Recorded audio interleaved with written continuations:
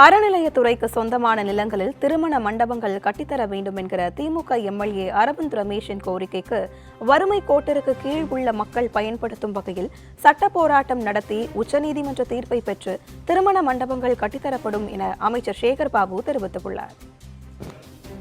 திருமண மண்டபங்களை பக்தருடைய நேர்த்திக்கடனுக்காகவும் இந்துக்களுடைய திருமணங்கள் நடைபெற வேண்டும் என்பதற்காகவும் அதே நேரத்தில் வறுமை கோட்டிற்கு கீழே இருக்கின்ற மக்கள் பயன்படுத்துகின்ற வகையில் மாண்புமிகு தமிழக முதல்வர்கள் ஆட்சி பொறுப்பேற்ற பிறகு சுமார் 82 திருமணங்களுக்கு திருமண கூடங்களுக்கு அனுமதி அளித்திருந்தார்கள்.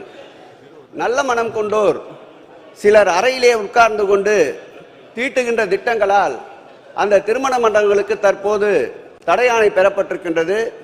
நிச்சயமாக சட்ட போராட்டம் நடத்தி உச்சநீதிமன்றத்திலே நிலுவையுள்ள வழக்கை வென்று உறுப்பினர்கள் கோருகின்ற அந்த திருமண மண்டபங்களை நிச்சயம் கட்டித்தருவதற்குண்டான முயற்சியை இந்த ஆட்சி எடுக்கும் என்பதை மாண்புமிகு உறுப்பினர் அரவிந்த் ரமேஷ் அவர்களுக்கு மாண்புமிகு பேரவைத் தலைவர் வாயிலாக தெரிவித்துக் கொள்கிறேன்.